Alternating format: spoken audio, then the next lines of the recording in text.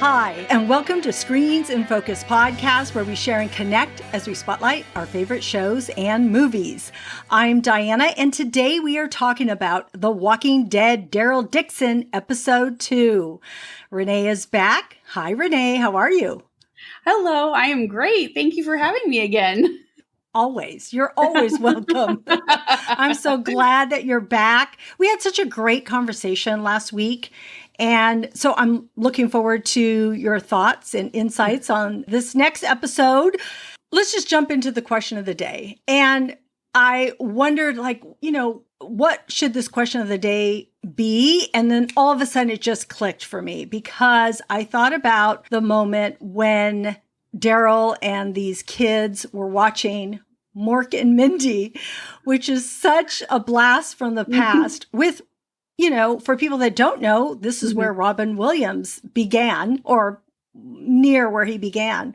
It was just such a great moment, I thought, in this whole episode. And so it got me to thinking about sitcoms and favorite memories, because Daryl does talk about how, he and Merle would watch this to escape, their life, their family, the abuse, just all of that dysfunction in their family. So it was just really nice to see Daryl's response to that show. So I would love to know if you have a favorite sitcom from the past. I just remember being in that, we watched Mork and Mindy. I remember that very vividly. But we were all about the A-Team and Dukes of Hazzard. Those were the two, like my whole family, back then you didn't sit around and watch all these, you didn't have, even when I was little, we didn't have VCRs and all that stuff. So you just watch whatever's on TV. But that was two shows the whole family sat together and watched. Those are good ones. And yes, I remember with my parents watching a lot of those type of shows. And I was trying to pinpoint something that was really pivotal to me. And there's so many, because they go through the decades, right? To me, I remember watching all the reruns of I Love Lucy and watching The Brady Bunch and Taxi and watching Cheers. All of those. I really loved Cheers a lot. It was great.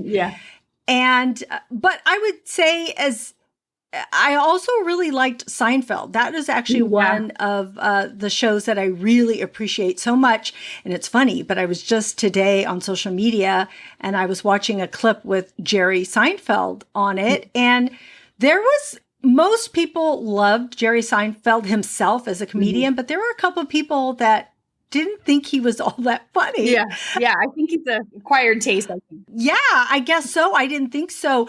But I think if you watch Seinfeld, you really get him. And so then his humor is evident if you listen to him at all. So anyway, there are just, so many sitcoms. And currently, I would say the sitcom that I still watch is The Connors, which began from Roseanne. Yeah. Yes.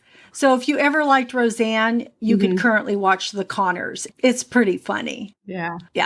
I think it's interesting that Mork and Mindy is a spinoff and then it's being featured in a spinoff. Yes. So I thought that was very cool. Oh, that's a good one. I love that. Yes, because that was from Happy Days. Yeah. Because Mork first appeared in Happy Days. Yeah. And then he had his own spinoff. So I thought that was kind of cool. That is kind of cool. I love that. I love that correlation. See, it takes Renee to bring this to my attention. So I appreciate that. All right. So friends out there, let us know what you think. What is one of your favorite sitcoms from the past? We would love to know. You can reach us on Twitter or Instagram at Screens in Focus. All our social media links are on our website at screensinfocus.com. They are also in our show notes, and we would love to hear from you. All right. Renee, did you have any news by chance? Fear the Walking Dead trailer came out today. They've been doing little teasers and snips and clips and whatever. So this is the official trailer today, and the key art came out, which it's just features Madison, which I saw some people were not pleased with. So being the final, episodes and everything, I don't think they like just having her there. Which it's going to be a Madison centric back end, I believe. Right. But I do get. It's the last season, last 6 episodes coming up, that you would think that they would have featured more than just Madison. But anyway, that's what it is. But yeah, so it was, I don't know if you got to watch it yet, but yeah, it's just, I haven't. Yeah. So, very like Madison, she wants to save Padre, and, Strand is back and he wants to help her, and he finds out about, she's in distress or whatever. He needs to come help. And then I think everyone knows by now that Troy's coming back, and he's heavily featured in the trailer as well. And he's got this army of the undead that he's using to come against them. My gosh. And, so I love, the trailer makes it look very exciting, but I don't know. I will see what happens, because, like season 8 started out really good and then it kind of fizzled. So we're hopefully mid-season we can pick it back up again. I had seen the previous trailer, because there's a new trailer out, right? Mm-hmm. Okay. So in the previous trailer, when they showed Troy, didn't he almost look like a vampire? I don't know if you got that vibe. It was his eyes. They almost looked like they were glowing. Well, the one eye I think is fake. It happened because of bashing the hammer in his head. Yeah, so that's why he had the sunglasses on, and then he takes them off to show her, like, this is what you did to me kind of thing. Yeah. So I think that, it was just the one eye where he had been hit in the head. So must have been damage from that. Yeah. And maybe it made it look more prominent in that trailer, but I just got this vampire vibe. It looked almost like, I think his eyes might be brown, and it was like whitish or bluish or something. Yeah, it was very different. Yeah, definitely very distinct. So I don't know if it's a fake eye he's got stuck in there, if it's just the damage from the hammer blow. I don't know. Right. Or they just wanted to make him look like scary and remind everybody, creepy, a villain. Yeah, could be. All right. Well, we'll see when that comes out. October 22nd. Is that correct? Yeah. I've got high hopes, I do too.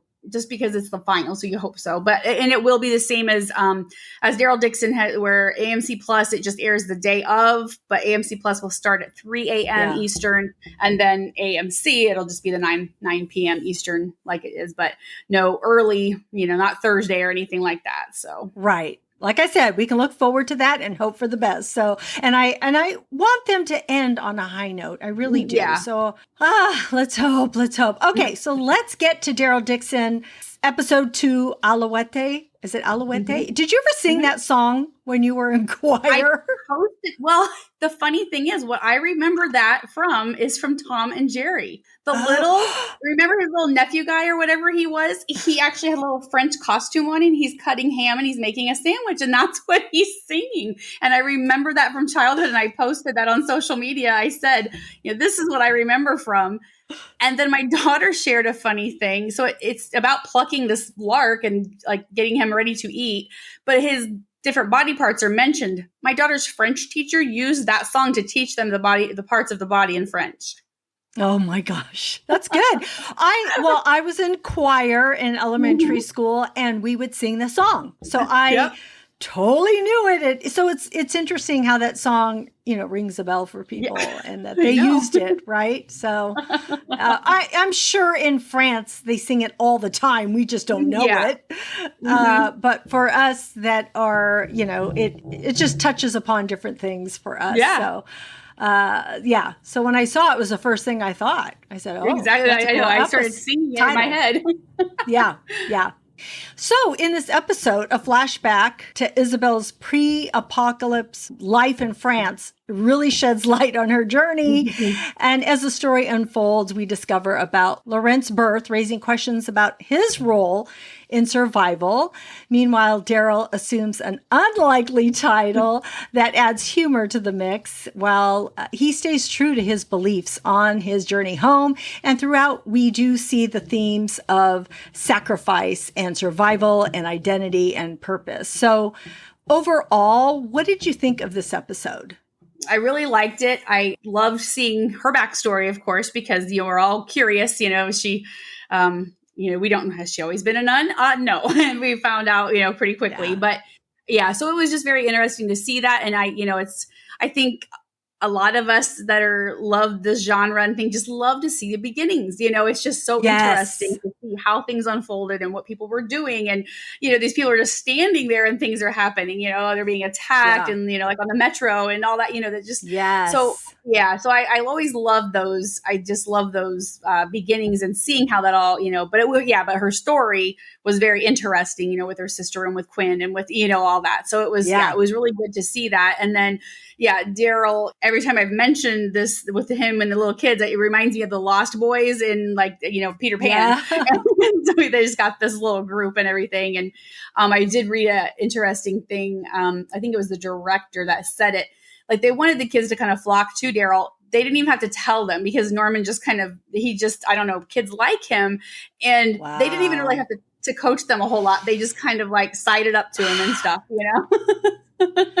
You're so good at giving me chills. So good at it. I'm so glad.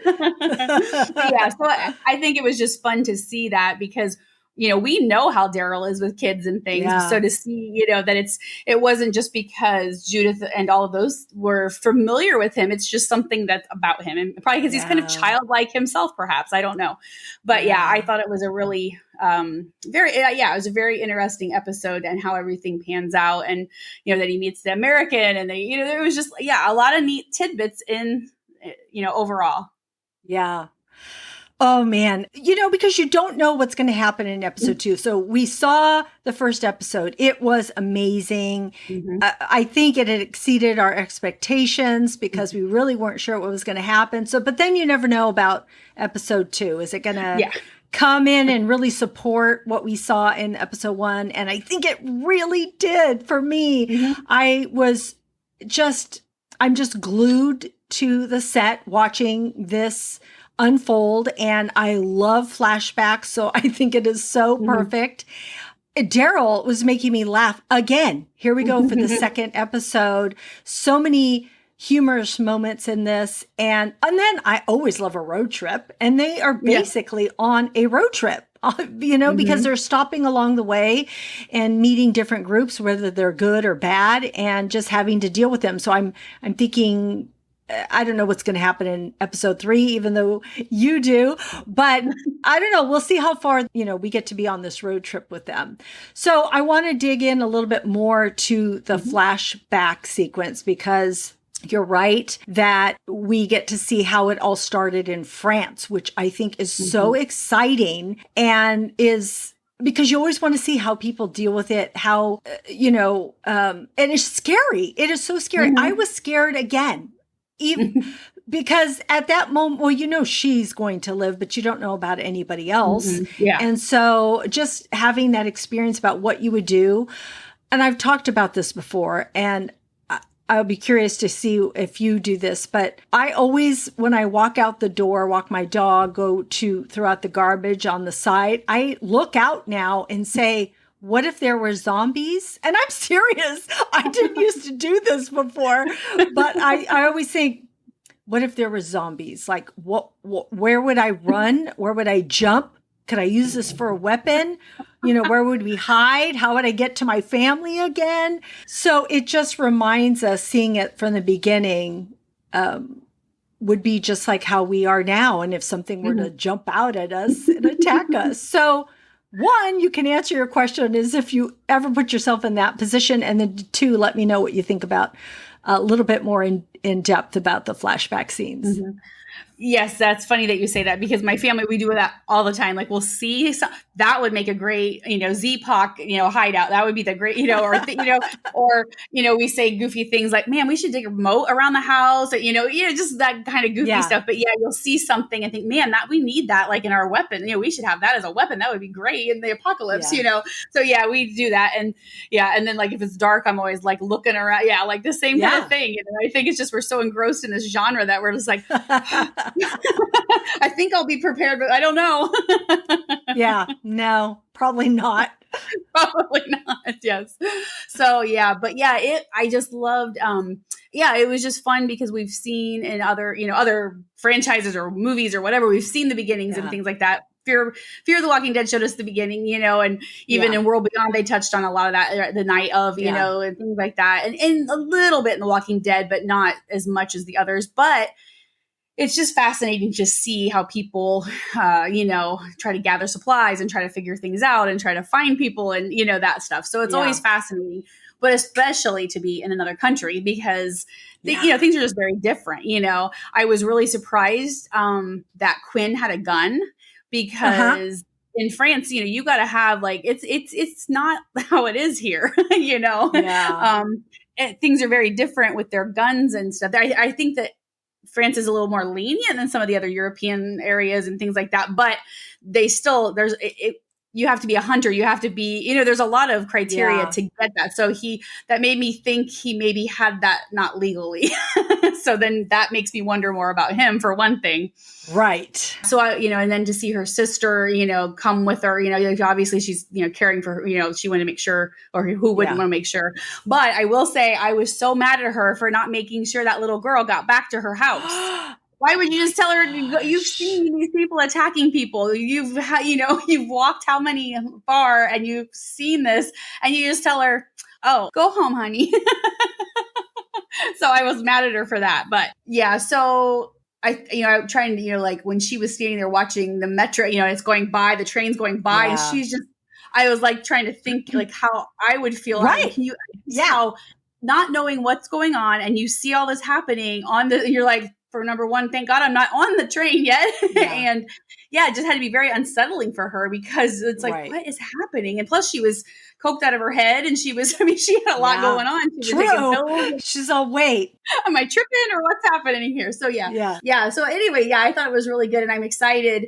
Quinn, his character description talks about him being this, he's like a black marketeer. He is a owner of an underground nightclub that we're going to see, and that's his apocalyptic description. So it'll be interesting to see, when they see, because in the teaser, there was a teaser and he said, it's good seeing you after so long or something. So there will be, wow. So it'll be interesting. Yeah.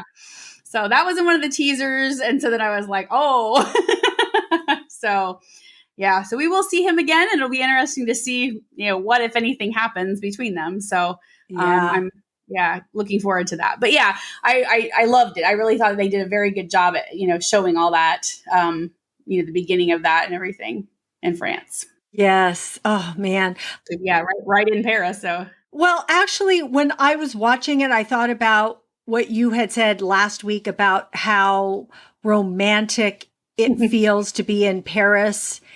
And the juxtaposition of it being an apocalyptic world now. And so when she was not in the car, but she comes up from the subway before Quinn gets there, I thought about that because all those cafes, it just looks so nice. And you just want to be outdoors and having your coffee or whatever you're eating. And then but here's this chaos that is happening and this just everywhere. And it's so crazy. And so it reminded me of what you had said last week about that. But also I truly, truly love flashbacks in anything that we see because it fills so much of what we need to know and it informs us of where they are at now. And so we were able to see she was not a nun and she was a pickpocket. And I knew that right off. Going into that. I'm like, she's a pickpocket. I don't know why I could just tell when she just started talking to the first person guy that she was there with. You could kind of see where she was going with certain things. And so I loved learning that about her. I thought it was interesting that we saw the scars on her wrist. At that time. So she had them already. It wasn't something that she got in the apocalyptic world. They were there already. So I thought that was interesting to learn about her. And also I did, that her sister was important to her, right? Because when she first goes back, I thought it was her roommate. And then you realize that it's her sister. And also about the little girl. Now, my initial thought on the little girl, which I can see where you're coming from when you say you're mad at her, but I just felt so sorry. I felt so bad for that little girl because I for sure think that little girl was probably going to die. And I thought, because she was saying, oh, my parents are fighting. I thought the little girl was going to say something about that was happening, like my mom did this or my dad did that, or they're gone or something, but it's like, oh, they're fighting. It was an interesting moment to put into this episode. It was like, okay, so are you showing that she cares for young people because she's caring for her sister and now she's caring for this or young girl? And I don't know, is it her nature to care about young people? I don't know exactly, but it was a heartbreaking moment, I thought, to see that. It really, truly was. And it wasn't hard to figure out when the sister was getting sick and had stomach pains that, she's going to have a baby and we know who this baby is going to be. So what, besides this flashback, what was another highlight or what stood out to you in the episode?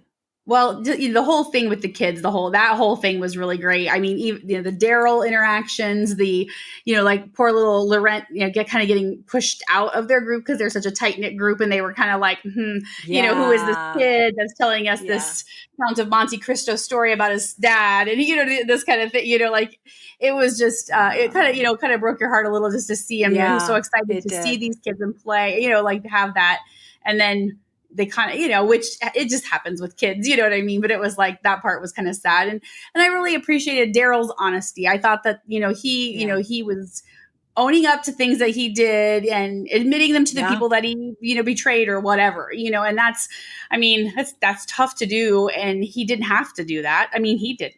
Nobody, you know what I mean? The girl, like about the medicine and things like that, she would have never known. He could have just he could have just let it go. But and it's just an interesting, not that we've ever really seen Daryl be dishonest, but I guess it just shows you how much he's grown from the man he was before the apocalypse, under Merle's, influence and all of that kind of stuff. So I just really, I don't know, it just really stood out to me that he was being very honest with everyone, and which is an admirable quality, and not everyone can do that, especially admitting when you're wrong.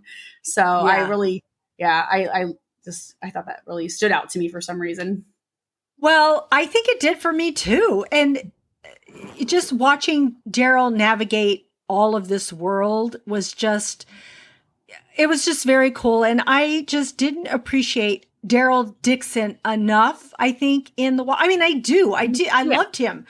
I do. But I feel like because this show is highlighting all of his characteristics and all of his qualities, it just makes me realize how much I needed to see this series and basically kind of what a gift it is to all of us. I think, I truly do.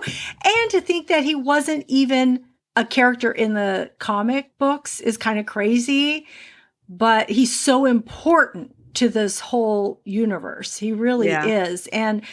And you saying that about his honesty is so right on. And I think that is why people gravitate to him, because he is honest in how he approaches people. Even with Judith on The Walking Dead, I loved their relationship. And I loved how he was just treated her not like a child. Sure, he cared for her and wanted to care for her, but he didn't treat her like a kid. And that is the same thing that he's doing with Laurent, too.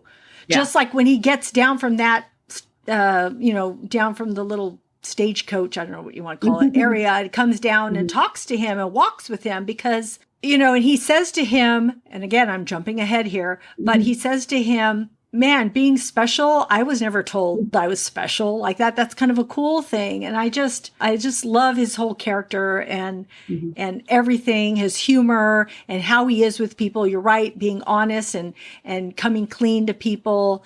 And just him wanting to get home because that is his goal right now. But while he's trying to approach that goal, he is still going to be the person that he is. And he has his his guiding light, his morals, how he follows things, how he does things. He's going to keep doing them the Daryl way. And I just love that about him. And so, yeah. And then you had mentioned earlier about the kids gravitating toward him. And I just loved when you said that just naturally happened, because I saw it happen on screen and thought maybe it was a direction that was given. But to find out that no, it's Norman Reedus is just being himself, and Daryl Dixon is being himself. They both are. And so it just kind of with kids, you can't really bullshit kids. Right. In your character. You can tell them other things that they might or might not believe, but they can sense it. I really think so. Kids are very intuitive. They know things, and I think it's funny too that we've had 2 episodes of this series, and I think we've heard Daryl talk more in 2 episods than we have maybe the whole 11 seasons of The Walking Dead. I mean, not really, but you know what I mean? It's conversations, not just grunts or, that was always the joke that he just grunts and makes some noises and whatever, but we're getting like conversations out of him. And, and I hope they don't do anything romantic with him. And I know I'm jumping ahead too, but I hope they don't do anything romantic with those 2, but I love their chemistry, and I just love how they are together. I have some thoughts about that in a little bit. Yeah. I didn't mean to jump ahead. Right. Sorry. That's okay. No, you can jump ahead anytime you want. It's so funny. It's so funny when we talk, because you always say things that are going through my mind. And I love that you verbalize them. I'm like, oh my gosh. Anyway, let's talk about the themes that we saw in this episode. And so I know that there's always sacrifice and always survival, but how can there not be in this apocalyptic world? And we also see identity and purpose, which again, because everything comes out through so much stronger in when you're put in this position. So did you see those themes anywhere, or did you see any others that you want to talk about?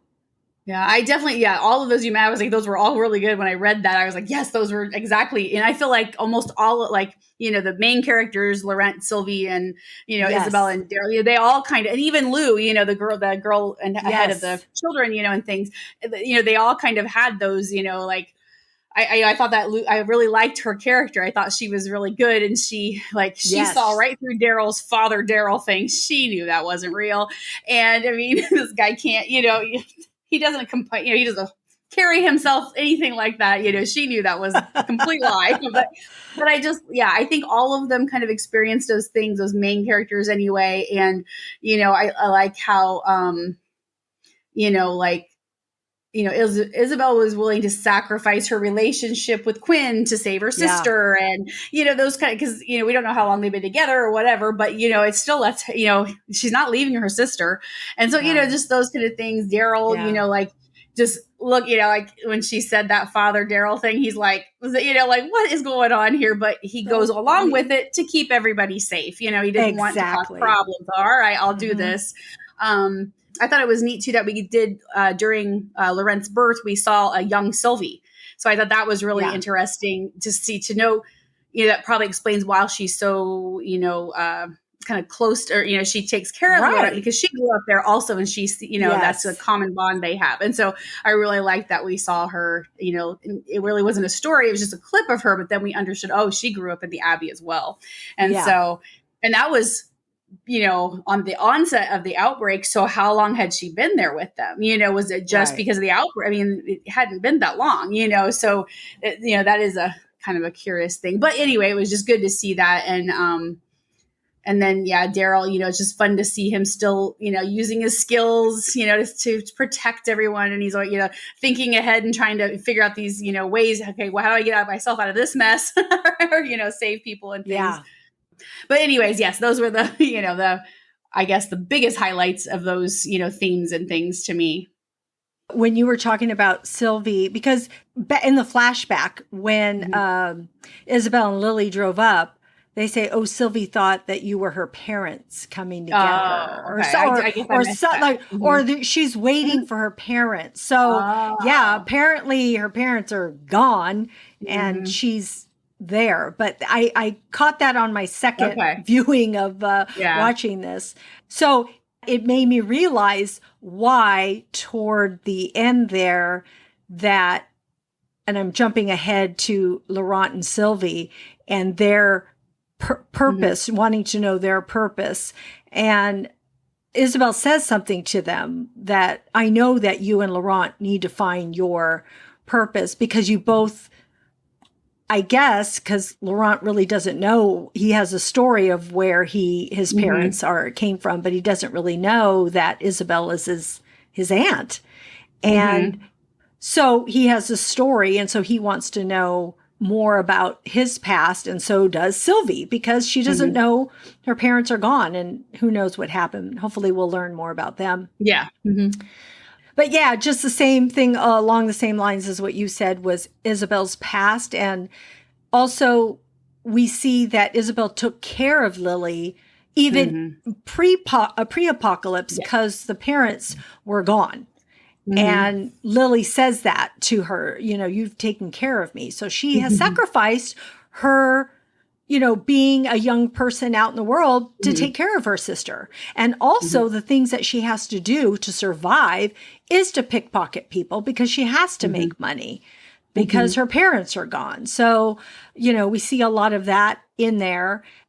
Also with Daryl fighting RJ, which was kind of an interesting thing to find that this guy is a Texan and he thinks that Daryl's going to align with him just because they are both from the United States, which was interesting because I guess that could happen, except for the guy was a jerk and all out for himself. Yeah, I thought that was an interesting character. Okay, and this is just a side note. When he's being eaten, I thought it was hysterical that he's writing, "I'm an American." Yeah. Like, what's that going to do? What is that going to do, buddy?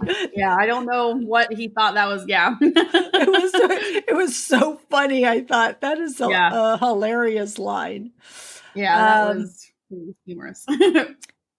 Oh, and okay. So this is where I'm going to bring it up just a little bit here. We see Isabelle and Daryl talking in the bed. And they are talking in the bed because they are talking about, she asks them, "Oh, did you watch that television series, that Mork and Mindy show?" And he says, "Yeah, me and my brother used to watch it." I just feel like they're having this connection talking about their past and wanting to escape. And she asks him, "Oh, you're trying to get home." And it was interesting when she said that because I almost feel like I don't know, like she doesn't want him to go home. Not that she doesn't want him, like she's going to prevent him, but it's the way she said it was almost as if she was his girlfriend. And she's like what? You want to go home? But why? Yeah. But why? And also the fact that he was going to get off that bed and she said, "No, there's room enough for the both of us." And he's all, "Okay." And I'm like, what is going on here? What is going on? So I think that something may happen eventually, and maybe nothing will actually happen, but I feel this tension between them. I do feel it. I do feel this chemistry between them that goes beyond friends. So I don't know. It'll be interesting to see. I mean, she is a nun, so I'm sure Daryl's gonna wait.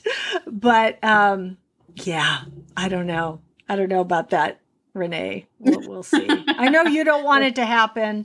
Yeah. And it's probably best not to happen because that just keeps that,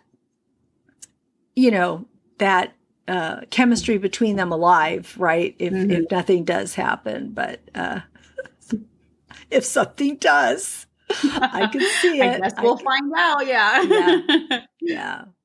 All right. So let's talk about that flashback to the childbirth scene because that was pivotal in this episode. Yeah.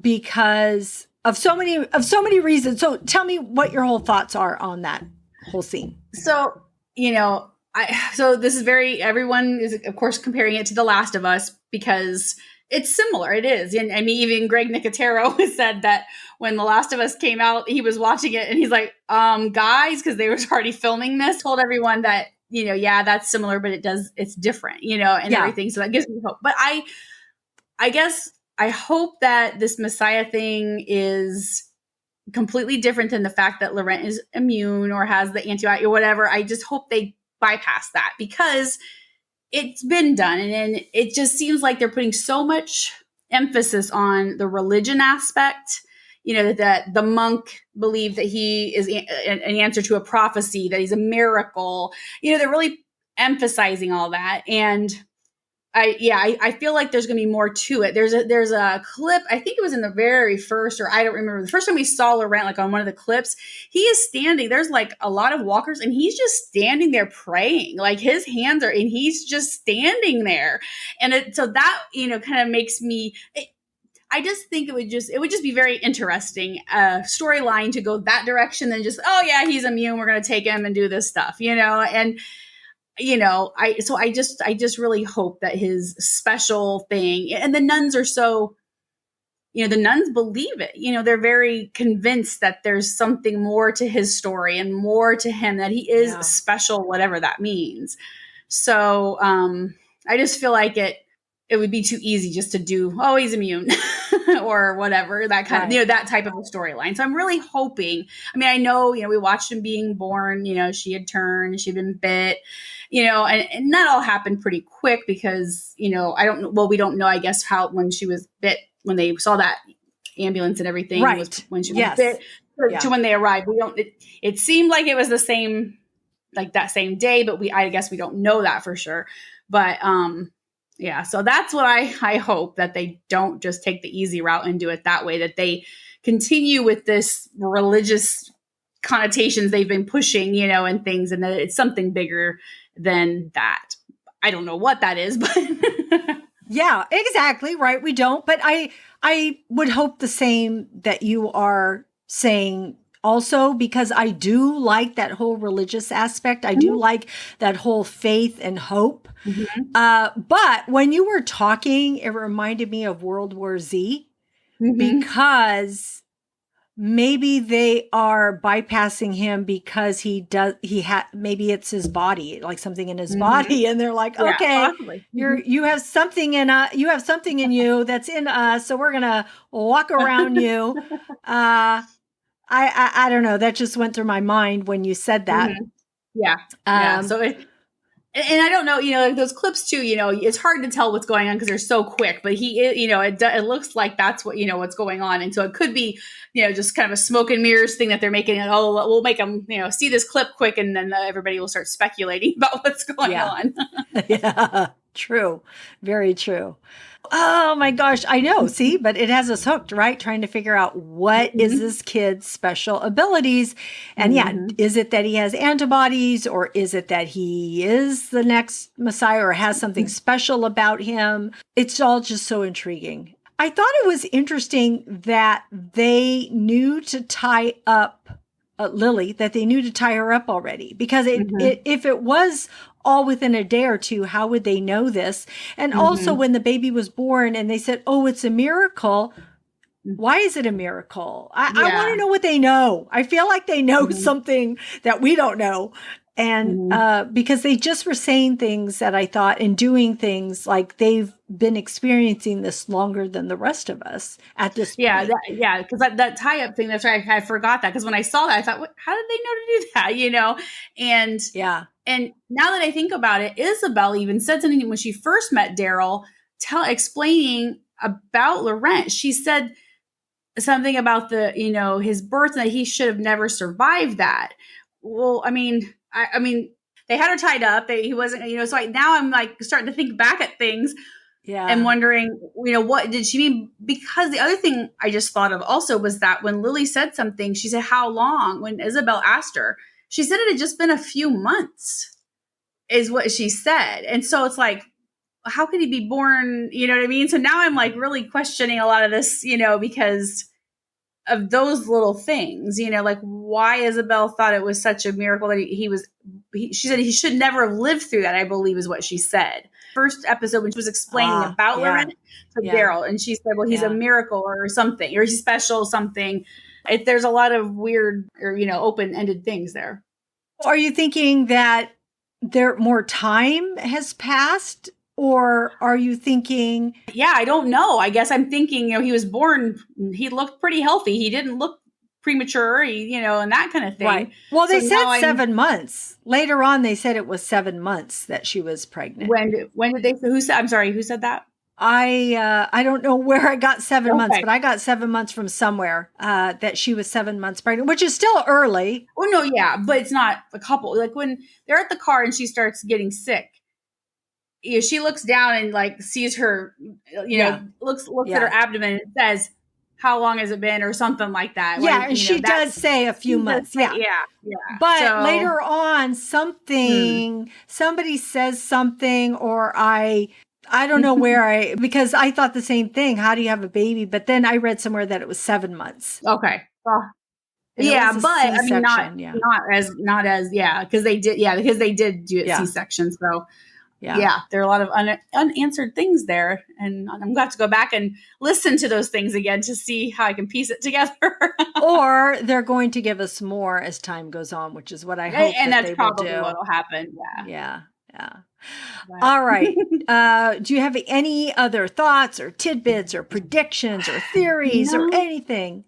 I'm excited. The next episode, the little trailer for it came out, and they will arrive in Paris. So that'll be exciting to see. We saw it in this episode as all new, or not new, but not destroyed. And now we're going to see it how many years after the outbreak. So that will be interesting. And this series just has a lot of times, The Walking Dead, I always had prediction. This will happen next. Just this is just.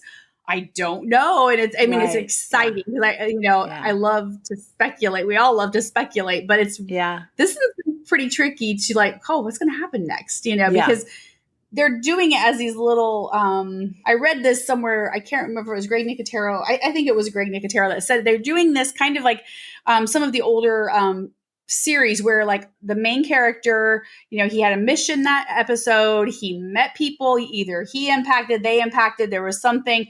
And then the next episode, those people are gone and he's on to the next group of people. Something's happening, and they wanted to do it that way. And so I like how they're traveling. So it works out perfect because this stuff is happening as they go. So, And so some of the new pictures that they released show some of the new characters that are coming. They had some of the promotional photos they're circulating out there are of some of the new characters. So, we'll get to see more new characters. So it's just, I think it's just really fun how they're doing it. And I honestly, I think I liked episode 2 better than the first episode, and I loved the first episode. So I'm really excited to see what's, more and more. So. Yes. And it's funny that you heard Greg Nicotero say that, because I had said earlier on, it feels like a road trip, that they're on, and they get to visit different people along the way. But in seeing the third episode previews for it, I forgot about the other actors introduced. I thought, oh yeah, that's still supposed to happen. I'm like, that is so cool, because these episodes are so cool. And then I'm reminded of all these other things that they're going to get to experience in this season 1. So it is pretty exciting to see that. Also, I really like how the episodes are constructed. Well, there's only been 2 so far, but how last week I had said, I felt like the episode ended and then there was another bit to still watch. And that happened again this episode. It's like you come to a conclusion with the main characters, but then they give you this little bit more, which is enough. It's not a snippet. It's some scenes, right? And so we do see Cadrone, if that's his name, Cadrone looking at the map and listening to the recording of Daryl, and which I didn't like. I'm like, I don't want him to know this much information. And then we see him looking through the book to see that Laurent was age 2. And I'm thinking, well, how much information is in this book? I don't want him to know that either. I'm like, why don't people get rid of this stuff so other people don't find it? This is driving me. I'm like, no, don't find this. Why would you leave the map of your thing on the wall for anyone to see? Exactly. Exactly. So all these things, I'm thinking, oh my gosh. But with all of that happening, it did remind me too how Isabelle doesn't want to take that road that Mhm. Daryl's all, this looks like the quickest road. And she's all, nope, we're going this way. And it's so funny because she just like puts her foot down. We're doing that. And I thought, okay, does this have to do with Quinn is one? And is she trying to avoid him? And two, it was interesting that he wanted to go the quickest route. And not that you wouldn't, but it's just, this is Daryl. So usually Daryl has to scope out things, get a feel for things. So yeah, so it was interesting to I see. think, Go ahead. I just think it's kind of reinforcing the fact that he wants to be home. They're just, trying to really hit that home that, yeah, okay, I'm doing this with these people, but I want to go home. So we're doing this quick and then we're going, So maybe it's part of that.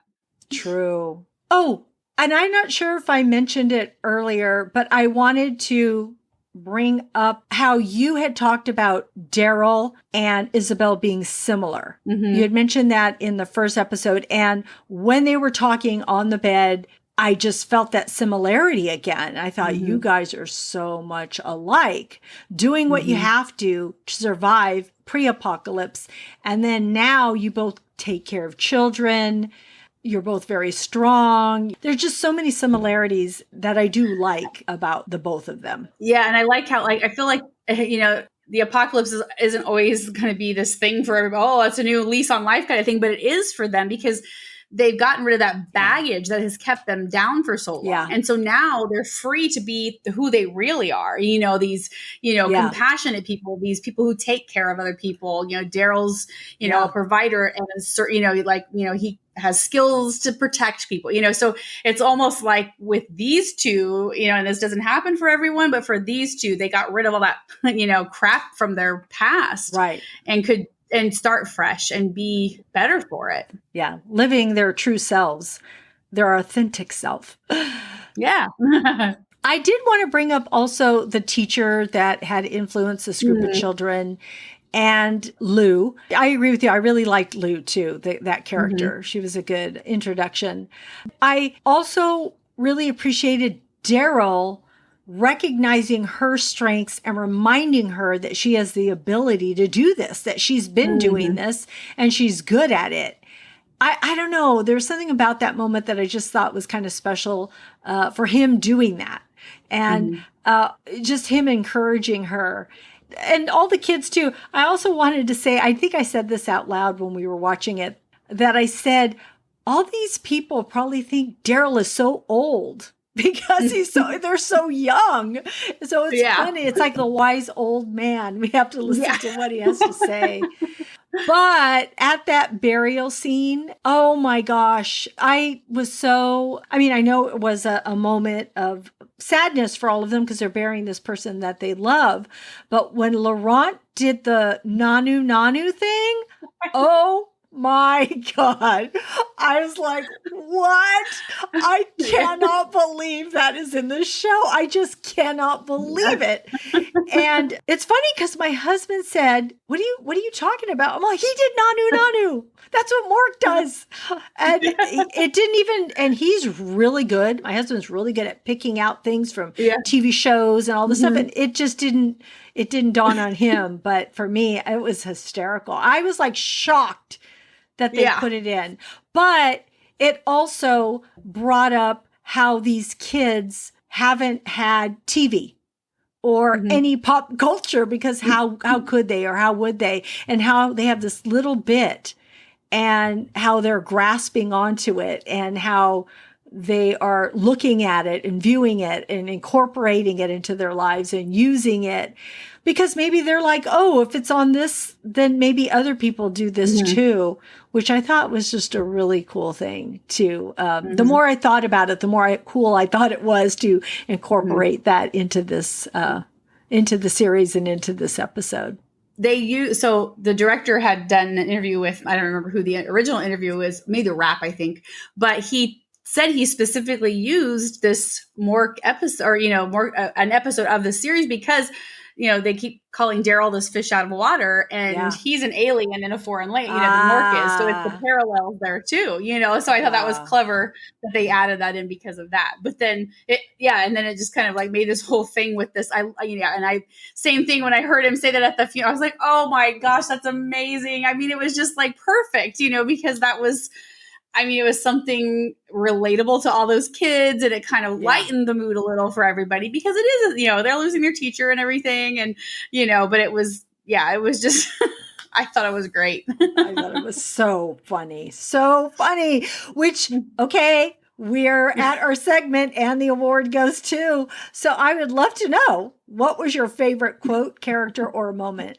Well, that was one of my favorites. I loved that. But the quote that really stood out to me was, I think it was when Daryl, I think they were on the bed talking and things and talking about things that the kids missed and this and that. And Daryl says, it's hard to miss what you never had. And I was just like, oh, it's so sad because these kids don't know these things, and, it's like, oh, wow. What it's just not that our lives are really truly enriched by TV and all these things, but it's just part of our childhood or part of, that kind of stuff. Yeah. So, they are. No, I know this. I make my living on writing on show, that's what I do. But but I just mean like in the big scheme of things, I guess, but these kids are playing and having, they're making their own memories, but at the same time, they're missing out on some really neat things that we, Yeah. But I just thought that was really, that was very interesting quote for Daryl to say, at that, when she was talking about that. So. Oh man. Yeah. There are a lot of moments in here that were just really good. I would say it was when Father Daryl was saying grace. Oh. The fact that she told him, can you say grace? And I thought, what's he going to do? What's he going to do? Because I thought he was going to find an excuse and get out of there. Yeah. But no, he accepts the challenge. And did well for not knowing what he's doing. Yeah. And he says what he says in his Daryl way, which is absolutely perfect. And I love that Isabelle just turns and looks at him like, you did it. And I almost wanted to cover my face because I did not know what was going to happen. I was going to be like, am I going to be embarrassed for Daryl? What's going to happen? But it was so perfect. And like I said, he said it in his Daryl way. Everybody loved it. The kids all loved it. And after that, he slurps up his soup. And what? Yeah. And what do the kids do? They slurp up their soup because they're like, right, he's doing it. Yeah. Oh my gosh. Because when I first watching that, I'm like, how would he even know how to put that together? And I got to thinking, he said like Father Gabriel. I'm sure he sat through his prayers, so he's, not growing up and things like that, but he's been around. So he probably, like you said, in his own Daryl way, that was, truly that's, that's the way it should be. If you're going to pray, that you just talk, you know what I mean? Right. And that's, but I did, that was really, really, and this, and then to top it off with slurping his soup, it was like, what a perfect Daryl way to end that. It was so good. Yeah. He just like wipes wipes his mouth with the back of his hand, and that was good soup. Yeah. And it reminded me when when Eric and Aaron had him over for spaghetti. Remember Alexandria? And he's just slurping that spaghetti. It was like, oh my gosh. I know. It's so funny. I love it. Oh my gosh. So friends out there, we would love to know what your favorite moment from this episode is. So please share it with us, and please be sure to join us each week as we dive into each episode of Daryl Dixon, because it's so much fun. We're having a blast here. We want you to have a blast with us. Okay, so we are segueing into our TV and movie recommendations. And Renee, I would love to know what you are watching.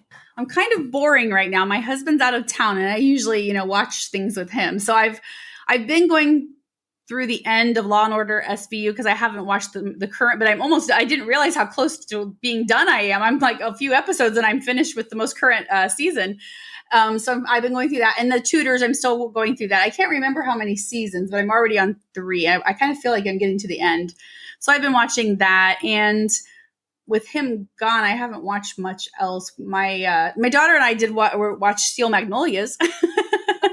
I love that She had, movie. yeah, she never watched it before, so we watched that, and then we've been going. What did she think? What did she think about that movie? Yeah, we still actually have a little bit to go. We're not quite at the end, so so far, yeah, she's really enjoyed it and loved all You're the. talking about the movie, right?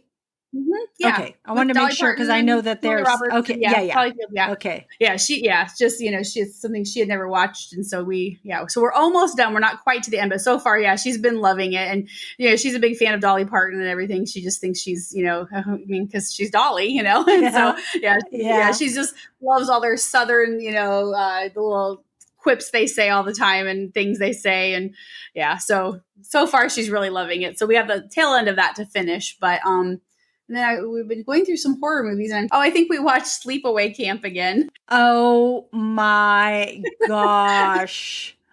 Those movies, I love those campy slasher, kind of films like that. And so, yeah, that's another one she hadn't seen. So we watched it before my husband had gone out of town. And yeah.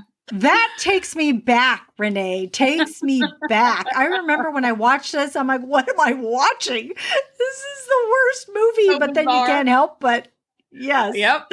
It was. Yeah. So that's, like I said, it just hasn't been a lot since he's been gone. But yeah, those are some of the ones anyway. Well, thank you for sharing those. Those are good ones, though. Those are good ones.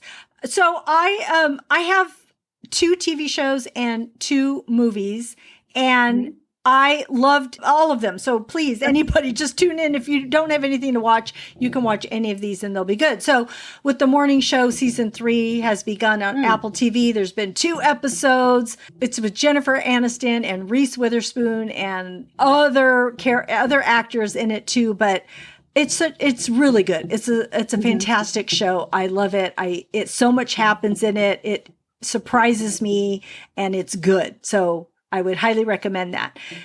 Okay, so Surviving Summer season 2 is on Netflix. It just came out last Thursday or Friday, and I binged it. In, was it one night or 2 nights? Now I can't remember, but I watched it all because I am a sucker for surfing movies. I don't know why, but I am. And if you couple surfing with teenage love and drama, I'm there. I love it. And if you have not seen it or don't know about it, it's about an Australian teen drama that follows Summer Torres. That's her name, Summer. That's why it's called Surviving Summer. She's a rebel. She's from New York City, and she falls in with a crowd of surfers when she moves from Brooklyn to Australia for the summer. So in season 2, she's back. And now she has some surfing skills under her belt. You just have to watch it. I just love it. I just love it. It's so much fun. Okay, for movies, I watched A Million Miles Away. This is on Prime, and this is starring Michael Pena, and it's a biopic which portrays Jose Hernandez, a former farm worker who defied the odds to become an engineer and an astronaut. And it's a story of determination and community and just a journey of a unlikely dream to a remarkable reality. And I think it's perfect for National Hispanic Heritage Month. So I am putting a list together of movies to watch, and this will be one of them. And that's why I wanted to watch it. And I'm going to put it in my my list of 10 movies that people should watch this month. But it was a really good movie. I didn't know anything about it. And for me, it reminded me of certain things when I was growing up too, just the music and the things that they did, just, their life, their being a farm worker. And so I felt like I related to it. So I really enjoyed it.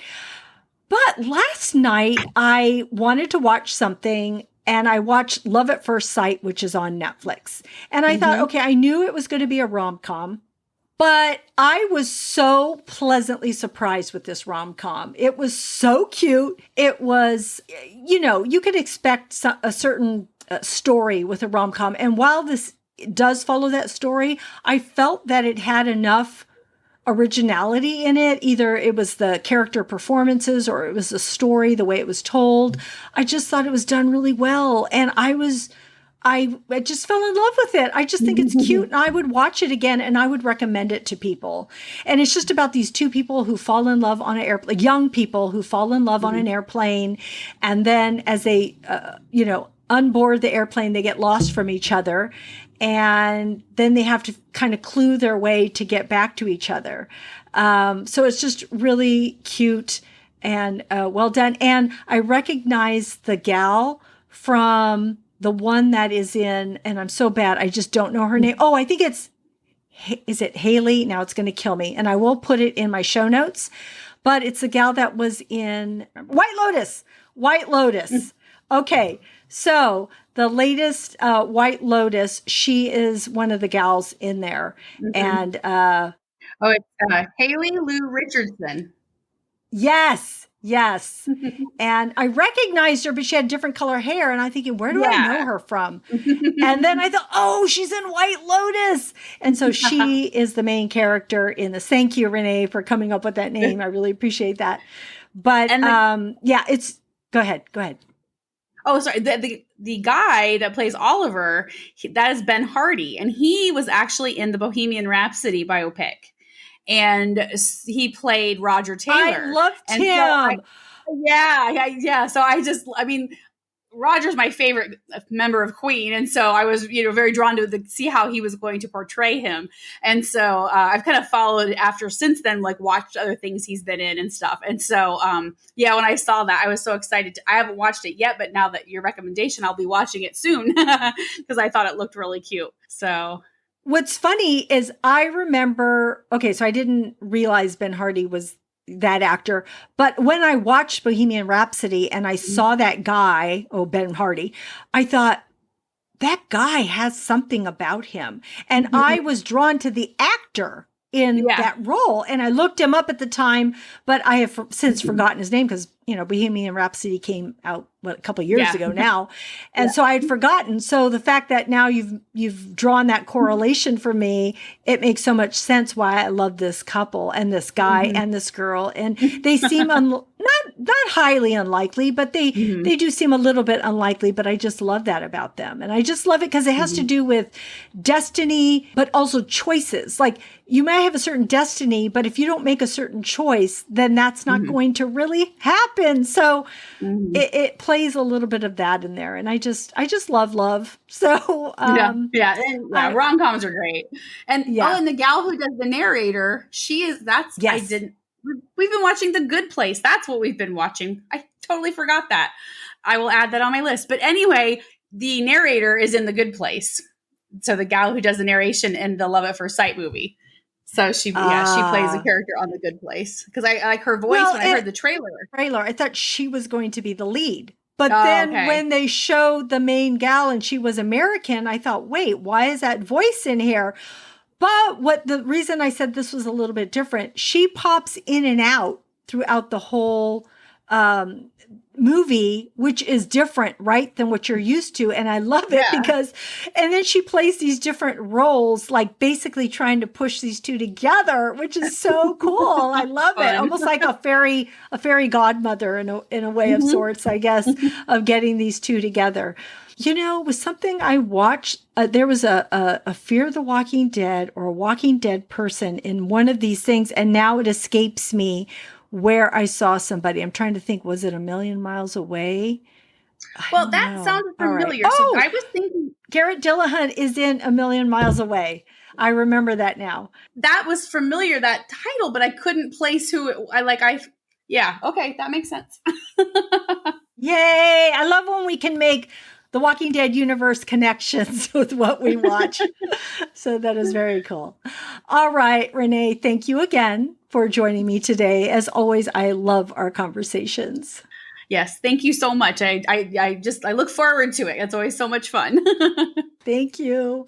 All right, friends out there, thank you for joining us today. And we are so grateful you tuned in, and we hope something that we said today resonated with you, gave you a chuckle, some happiness, some positivity, or inspiration. Please subscribe to our website at Screens in Focus at screensinfocus.com. And tell a friend because we would love more members of our TV club. You can find our website listed in our show notes. And I want to remind you to keep watching, keep exploring, and keep those screens in focus. And we will see you next time. Bye. Bye.